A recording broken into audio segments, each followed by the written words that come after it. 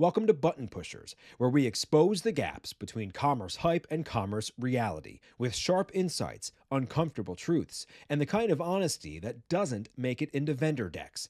Because growth doesn't come from buzzwords, it comes from pushing the right buttons. The end of last year was not just about hitting Q4 targets, not even close. It was really more of a sneak peek into the future of commerce. So let's decode the huge shifts we saw in December to really understand what the commerce landscape is going to look like in 2026. It can feel kind of chaotic out there, right? Like everything is just flying apart. But the truth is, it's the exact opposite. This isn't fragmentation, it's a massive convergence. You've got retail, media, AI, the creator economy. They're all crashing into each other.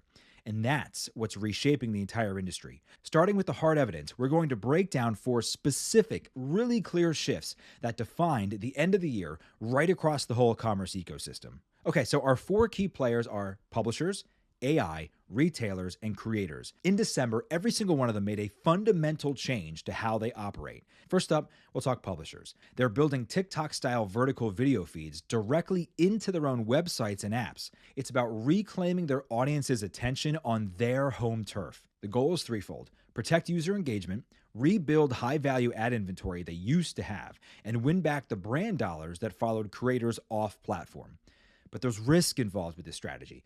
Every extra tap, every new screen is another chance for that user's journey to break and for potential revenue to just poof, vanish into thin air. Let's move to our second big shift: artificial intelligence. For years, AI was kind of this background LLM tool, right?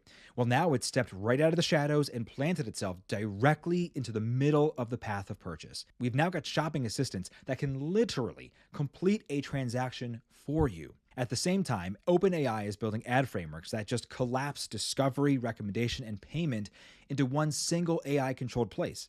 The bottom line is that this radically shifts who's in control of user intent, and most importantly, who gets the credit for making a sale happen. All right, our third shift involves the retail giants. They are re-architecting their entire internal operating systems from the ground up, and they're organizing it all around one single principle: speed.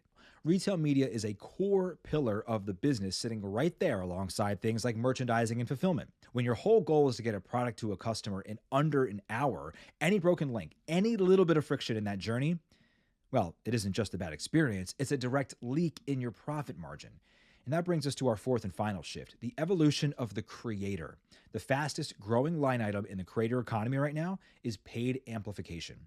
That means brands are paying big bucks to push creator content absolutely everywhere. And it's not just a post, it's media. It's a distribution channel, and it's basically high octane fuel for performance marketing campaigns all over the place. So we've seen the what. Now for the most important part, the so what.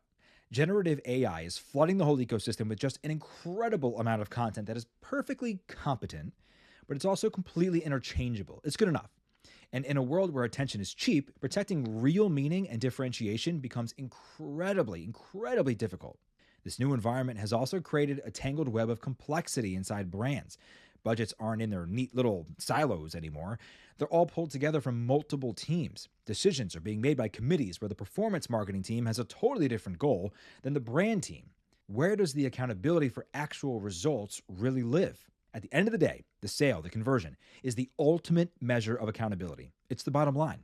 But the way we measure the bottom line is fundamentally broken. Here's the proof. A stunning statistic from partnerized research shows that publishers are influencing more than double the number of conversions that our outdated attribution models capture.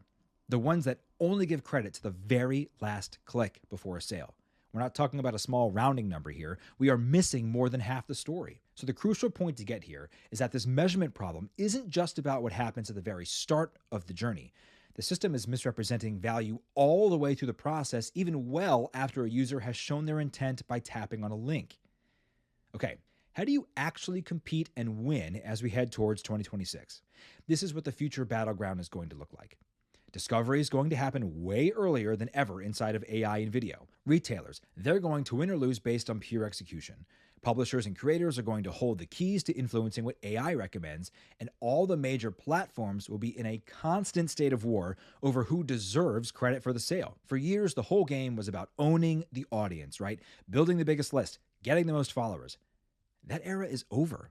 The new battleground is all about flawless execution. When a user can start their journey from a dozen different places, the only thing you can truly control and perfect is the experience between their intent and the final outcome. So I'll leave you with this. In this new world of commerce, is your user journey a powerful competitive advantage that wins you loyal customers? Or is it a silent margin leak, losing you money with every single broken link and frustrated tap? Because answering that question, that is how we determine where the future of commerce will be won.